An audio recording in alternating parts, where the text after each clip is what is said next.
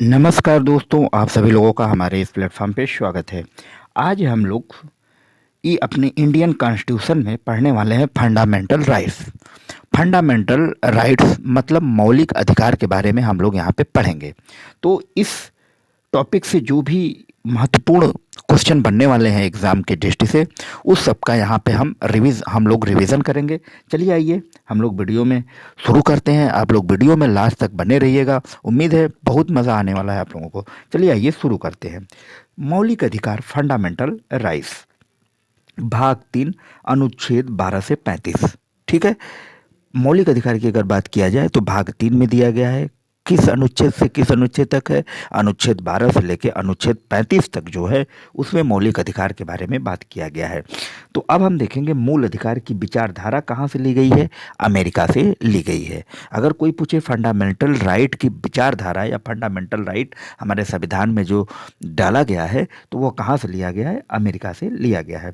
व्यक्ति के विकास के लिए जो अधिकार आवश्यक होते हैं उसी को हम क्या कहते हैं? मूल अधिकार कहते हैं। जैसे शिक्षा हो गया, आवास हो गया, चिकित्सा हो गया, सुरक्षा हो गया, भोजन हो गया, रोजगार हो गया। ठीक है। तो मूल अधिकार अगर कोई पूछे किसे कहते हैं तो क्या कहोगे कि व्यक्ति के विकास के लिए जो अधिकार की आवश्यकता होती है उसी को हम लोग मूल अधिकार कहते हैं। अब हम बात करेंगे मौलिक अधिकार वाद योग्य या न्याय योग्य है, अर्थात मौलिक अधिकार को लेकर न्यायालय में जाया जा सकता है। मौलिक अधिकार का अगर कोई भी व्यक्ति उल्लंघन करता है तो आर्टिकल 32 के तहत सर्वोच्च न्यायालय में और अनुच्छेद 226 के तहत उच्च न्यायालय में आप जा सकते हैं। क्लियर। अब आइए, मौलिक अधिकारों का संरक्षक कौन है? मौलिक अधिकार जो व्यक्तियों को दिया गया है उसका संरक्षक कौन है? उसका संरक्षक है सर्वोच्च न्यायालय। 26 जनवरी 1950 को 7 प्रकार के मौलिक अधिकार थे। वर्तमान में जो है 6 प्रकार के मौलिक अधिकार हैं। ठीक है। तो जब संविधान लागू हुआ उस समय कब? 26 जनवरी 1950 को। उस समय हमारे संविधान में 7 प्रकार के मौलिक अधिकार दिए गए थे, लेकिन वर्तमान में 6 ही प्रकार के मौलिक अधिकार हैं। कौन कौन सा 6 प्रकार है? समता का अधिकार अनुच्छेद 14 से लेकर 18 तक, स्वतंत्रता का अधिकार अनुच्छेद 19 से लेकर 22 तक, शोषण के विरुद्ध अधिकार अनुच्छेद 23 से लेकर 24 तक, धर्म की स्वतंत्रता का अधिकार अनुच्छेद 25 से लेकर 28 तक, और संस्कृत और शिक्षा संबंधी अधिकार 29 से लेकर 30 तक। क्लियर। अब संवैधानिक उपचारों का अधिकार जो अनुच्छेद 32 है। ठीक है। अब यहाँ पे छठवां, यहाँ पे हम लोग क्या पढ़ें? 5 पढ़ें, संस्कृत और शिक्षा संबंधी अधिकार अनुच्छेद 29-30, और उसके बाद संवैधानिक उपचारों का अधिकार अनुच्छेद 32। तो इस प्रकार ये 6 जो है संविधान में हमारे मौलिक अधिकार दिए गए हैं। अब देखो, जो संपत्ति का अधिकार था 26 जनवरी 1950 के समय मौलिक अधिकार था, जिसका उल्लेख आर्टिकल 19(1) च तथा अनुच्छेद 31 में था, लेकिन 44वें संविधान संशोधन 1978 में विधिक जिसका उल्लेख 300 क में है, 19(1) 4 में अर्जित संपत्ति की चर्चा है, अनुच्छेद 31 से पैतृक संपत्ति की चर्चा थी। तो देखो क्या कहता है, जो भूमि का संबंधी जो देखो यहाँ पे संपत्ति का अधिकार जो था हमारा, संपत्ति का अधिकार, इसको अब मूल अधिकार से हटा के आर्टिकल 301 क में डाल दिया गया है। ठीक है। कब? 44वें संविधान संशोधन 1978 के द्वारा। क्लियर, ये याद रहेगा। अब हम बात करेंगे समता का अधिकार अनुच्छेद 14 से लेकर 18। अनुच्छेद 14 क्या कहता है? विधि के समक्ष समानता या विधियों में समान संरक्षण, अर्थात कानून के नज़र में सभी लोग बराबर होंगे। कानून अमीर और गरीब के आधार पर भेद नहीं करेगा। ठीक, समता का अधिकार। अनुच्छेद 15 क्या कहता है? धर्म, मूलवंश, जात, लिंग या जन्म स्थान के आधार पर किसी के साथ भेदभाव नहीं किया गया। दुकानों, सड़कों, होटल, सार्वजनिक आज स्थानों पे किसी भी व्यक्ति को धर्म, जात, लिंग, जन्म स्थान के आधार पर भेदभाव नहीं किया जाएगा, अनुच्छेद 15 कहता है। अनुच्छेद 16 क्या कहता है? लोक नियोजन के में अवसर की समानता, मतलब सरकारी नौकरियों में सबको अवसर मिलेगा। अवसर देते समय राज्य योग्यता का निर्धारण कर सकता है। अनुच्छेद 17 क्या कहता है? अस्पृश्यता का अंत। अस्पृश्यता का अर्थ क्या होता है? छुआछूत। छुआछूत का निवारण किया जा सकता है। क्लियर।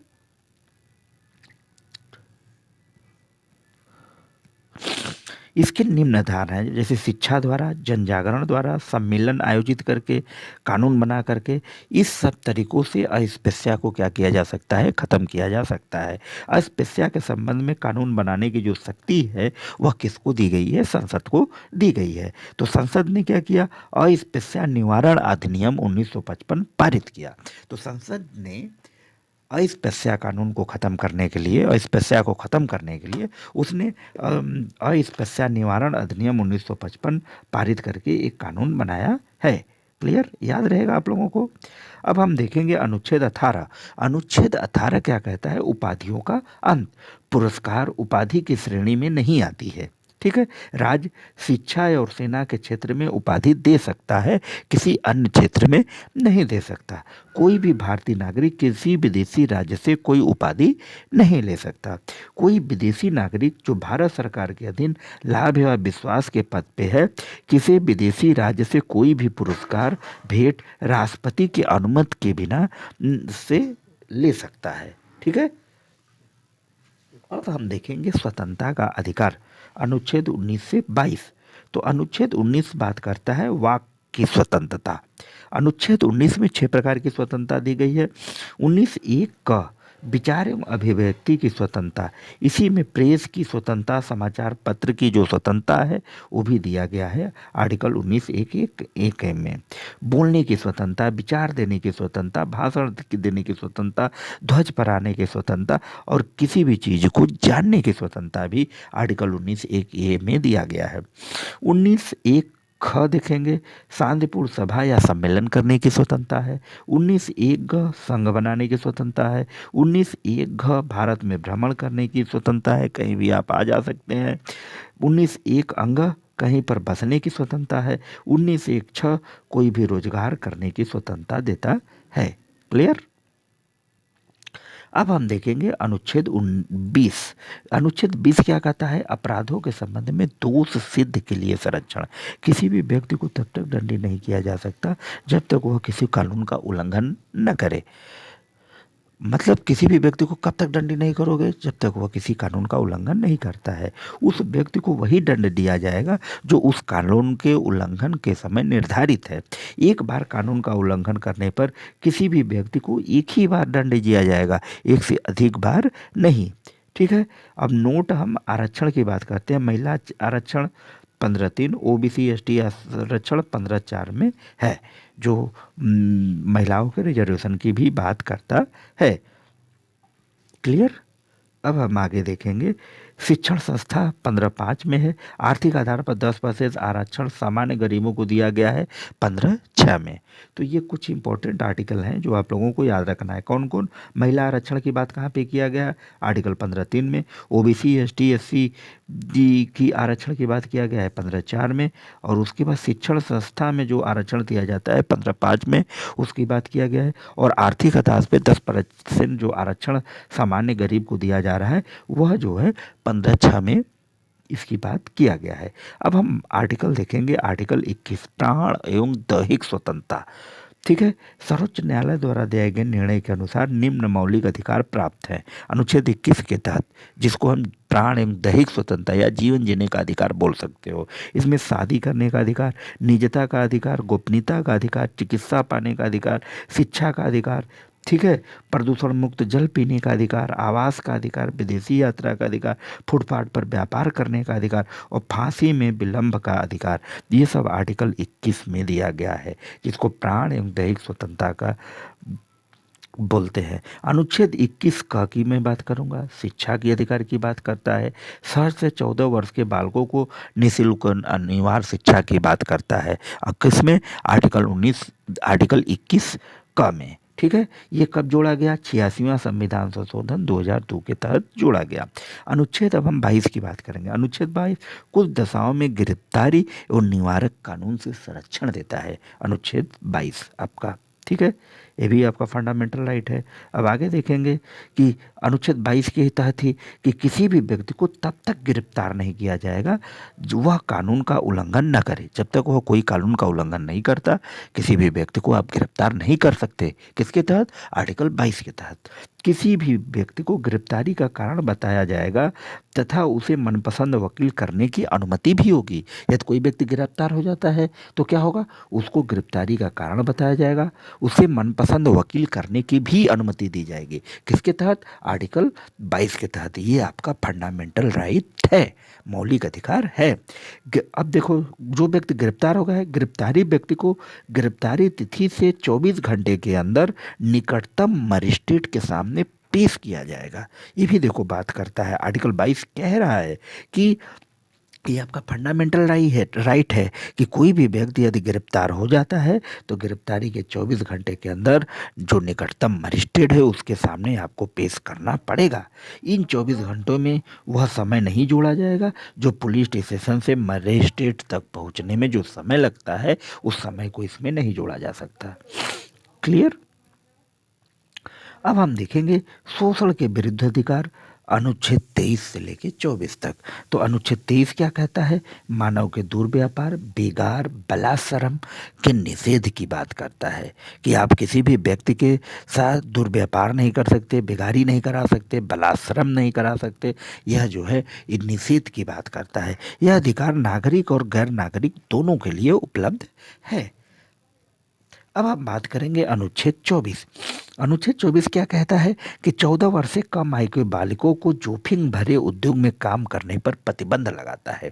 अनुच्छेद 24 कहता है कि 14 वर्ष से जो भी बालक कम होगा उसको आप जोखिम भरे उद्योग में नहीं लगा सकते।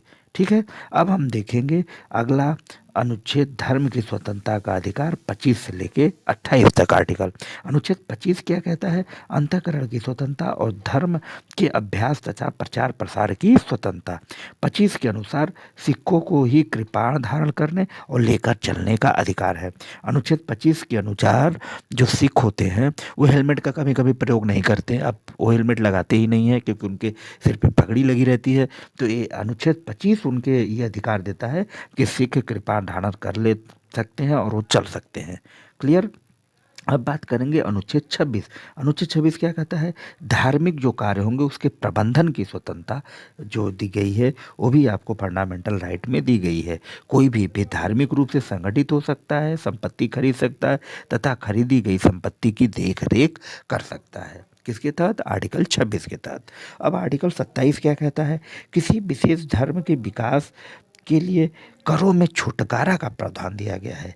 जो कर होते हैं उसमें छुटकारा का प्रावधान अनुच्छेद 27 के तहत दिया गया है। जैसे कोई भी विशेष धर्म है उसके करों में जो छूट का प्रावधान दिया गया है अनुच्छेद 27 के तहत दिया गया है। अब अनुच्छेद 28 की बात करेंगे। कुछ शिक्षण संस्थान में धार्मिक शिक्षा देने तथा धार्मिक उपासना में उपस्थित होने की स्वतंत्रता की बात की गई है। सरकारी शिक्षण संस्थान में कोई भी धार्मिक शिक्षा नहीं दी जाएगी। देखो, एक तरफ बात करता है कि कुछ शिक्षण संस्थान है जिसको अपनी धार्मिक शिक्षा देने तथा धार्मिक उपासना में उपस्थित होने की स्वतंत्रता है, लेकिन दूसरी तरफ यह बात करता है कि जो सरकारी शिक्षण संस्थान है इसमें कोई भी धार्मिक शिक्षा नहीं दी जा सकती। अर्ध सरकारी शिक्षण संस्थानों में बच्चों से पूछ कर, यदि बच्चे छोटे हैं तो उनके माता पिता से पूछ कर ही धार्मिक शिक्षा देने की या उपासना करने की बात की जाएगी। लेकिन न्याय ट्रस्ट के विद्यालय में धार्मिक शिक्षा दी जा सकती है।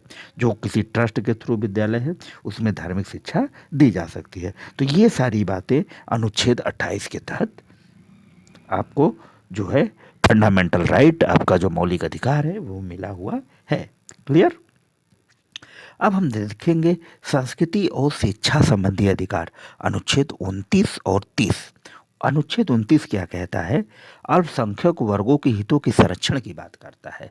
जो अल्पसंख्यक वर्ग हैं उनके हितों के संरक्षण की बात कौन करता है? आर्टिकल 29 करता है। संविधान में अल्पसंख्यक की परिभाषा धर्म और भाषा के आधार पर ही दी गई है। ठीक है। जो धर्म और भाषा के आधार पर अल्पसंख्यक हैं वो लोग अपनी भाषा, लिपि, संस्कृति, कल्चर को नष्ट होने से बचाने का जो अधिकार दिया गया है वो आर्टिकल 29 में दिया गया है। वर्तमान समय में 6 समुदाय हैं जिनको अल्पसंख्यक समुदाय का दर्जा प्राप्त है। ये कौन कौन समुदाय है? मुस्लिम है, बौद्ध है, जैन है, सिख है, ईसाई है और पारसी है। तो ये 6 समुदाय हैं जिनको अल्पसंख्यक समुदाय का दर्जा दिया गया है। क्लियर?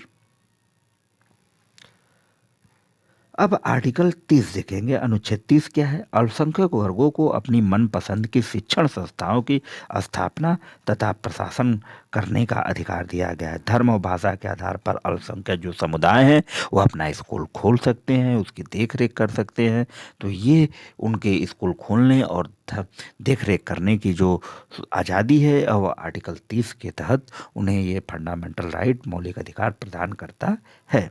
अब हम देखेंगे संवैधानिक उपचारों का अधिकार। अनुच्छेद 32।